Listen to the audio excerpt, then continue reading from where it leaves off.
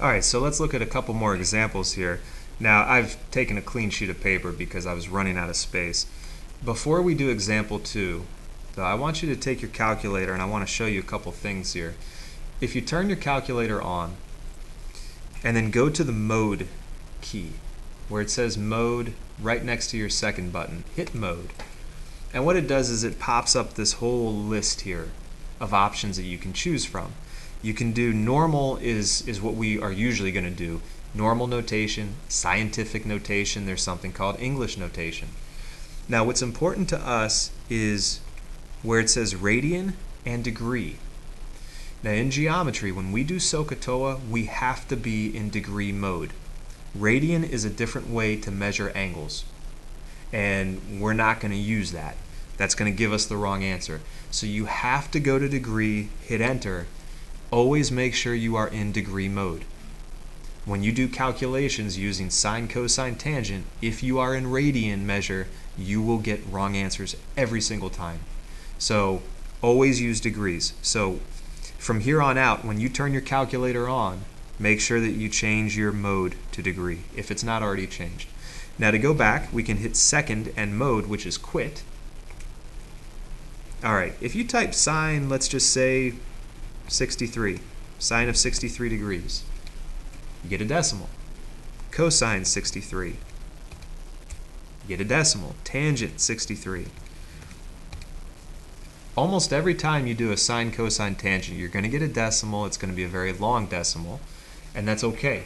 The important thing is that sine, cosine, tangent that you recognize, these are a decimal is a ratio. Okay, so it's just a number. So when you see this, don't get confused by the words sin, cos, tan. All you're doing is you're looking at its some value. Alright, so let's go to number 2 here. Now I'm going to write above this. Let's go SOHCAHTOA. Now they give you a 30-degree angle. Okay, let's use it. Now one thing you might remember is that this is a 30, 60, 90 triangle. We looked at this the other day. There's a special case for this, which makes it very easy to look at the triangle and get the answer. The hypotenuse is 8. The short leg opposite the 30 is always half the hypotenuse. So I think the answer is going to be 4. But let's use SOHCAHTOA to verify this. So I'm going to label the sides here. Opposite is x. Hypotenuse is opposite 90, so that's 8. Now the adjacent, we don't know that, and that's okay. We don't need it. We're not going to use it, but I'll still label it. So here we go. We have to choose whether to do sine, cosine, or tangent. S, C, or T. Well, in this case, we have to find x, which is opposite, and we already know the hypotenuse, which is 8. So we have opposite hypotenuse. That's what we're going to use. SOHCAHTOA. We're going to use the sine. That's opposite and hypotenuse. So what we do is we say sine 30 degrees equals the opposite is x divided by the hypotenuse, which is 8. Now how do you solve this? Well, let's put this over 1, sine 30 over 1, which creates a proportion. How do you solve a proportion? Cross multiply. So you get 1 times x is x. Now this here, it is not 30 times 8. You do not combine those. It is the sine of 30 degrees, which is one value, times 8. And the way that we write it, put the side length 8 in front so that you don't accidentally mix up these numbers. It's 8 times sine 30 degrees. And then it becomes a calculator problem. Go to the calculator, type 8 sine 30, close parentheses, enter, and you get 4. So the value for x is 4. And that's what we thought it would be, because it should be half the hypotenuse in a 30, 60, 90. All right, let's look at example number 3. They give you a 45-degree angle. Let's use it. Now, which side is 8? That is the adjacent. Which side is x? That is the hypotenuse. SOHCAHTOA. A over H. All right, it sounds ridiculous when I pronounce it, but that's how I remember it. Cosine is adjacent over hypotenuse, so we're going to use cosine 45 degrees, cosine of the angle, sine of the angle, tangent of the angle, equals, the adjacent is 8 divided by the hypotenuse, which is x. How are we going to solve it? Let's make it a proportion, put it over 1. Now this time, we're going to do the variables in the denominator. So I'm going to do x times cosine 45. It is not 45x. It is x times the cosine of 45 degrees. Okay, this cosine 45 goes together, equals 1 times 8 is 8. All right, now think about this. If I gave you an equation, okay, just off on the side here, if I said x times 2 is equal to 10, how would you solve that? How do you undo multiplication? You divide by 2. You divide. How am I going to solve this? This is x times cosine 45. Cosine 45 is just a number.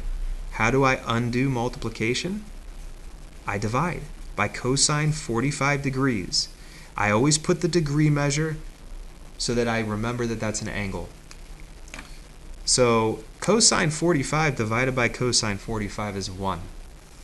So what does that leave us with? Well, x equals, now it's a calculator problem, 8 divided by cosine 45, close parentheses, equals 11.3. 11.3. So x equals 11.3. Now one thing here that you may have noticed, this is a 45, 45, 90 triangle. And we had a special kind of rule for this where you know the legs have to be congruent because they're opposite congruent angles. The 45 and the 45 are congruent. And then the hypotenuse was 8 square root 2. You take the leg times square root 2. And let me just show you this. Our answer was 11.31 on the calculator. 8 square root 2, same thing. There are two ways to do this problem. If you don't like our special right triangle ratios that we did the other day, you can use SOHCAHTOA. As long as it's a right triangle, you can use SOHCAHTOA. Okay, so both of these cases, both of these examples, you had to find a missing side. Both of them you end up cross-multiplying.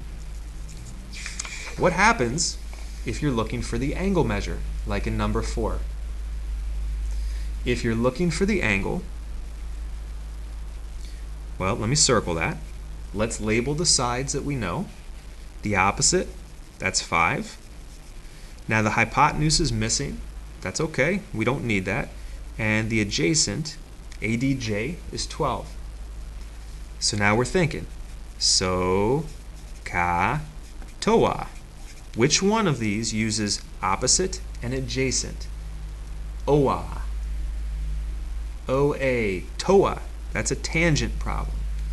So here's what we do. We write tangent, tan, of the angle. Now the angle is x. That's where the variable is. Equals opposite 5 over the adjacent 12.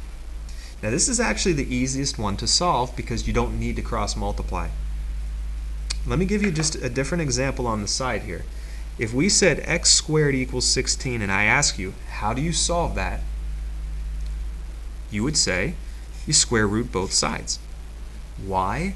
Because a square root and a number squared, those are what we call inverses. If I go back to my example where I said x times 2 equals 10, how do you undo multiplication? You divide it. It's an inverse.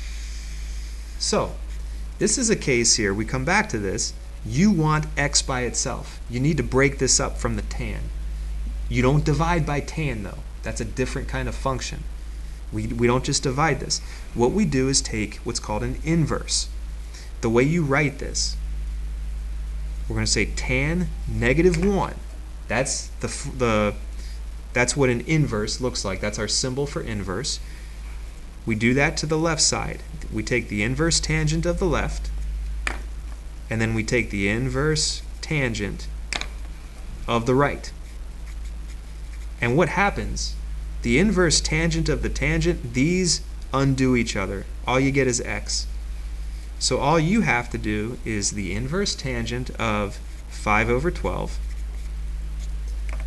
And fortunately for us, you can do this on the calculator.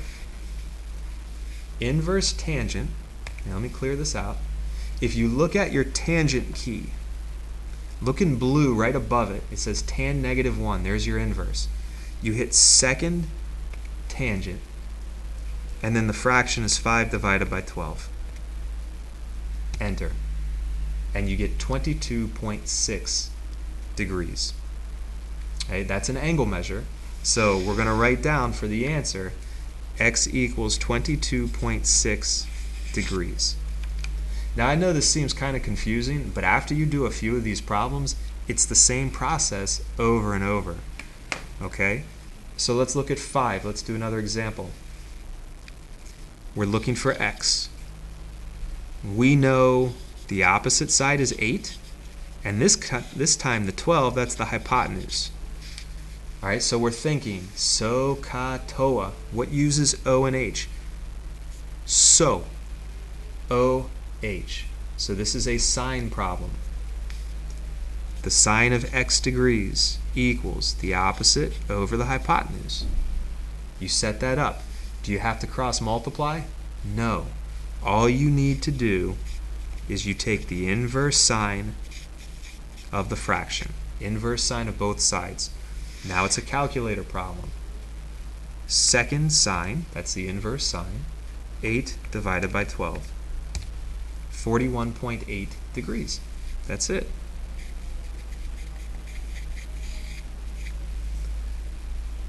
All right, now we'll take a quick look here at this last example, number 6. It says find x, y, z. Wow, we've got 3 variables. Well, you have choices for this. Let's go ahead and do x. I could have done y as well. And now we're going to use the 8 and the 17. So 8 is opposite the x, 17 is the hypotenuse. That's a sine. So we'll do sine of x degrees equals 8 over 17. How do you solve it? If you're looking for the angle, all you have to do is take the inverse of both sides. So the inverse sine of 8 over 17, and if you do this on the calculator, you're going to get x equals 28.1 degrees. Now, if x is 28.1, so that's 28.1 degrees, and then this is 90, all 3 angles have to add up to 180. So I can say 90 plus 28.1 plus y, I know that's hard to see, equals 180. And then that's 118.1 plus y equals 180.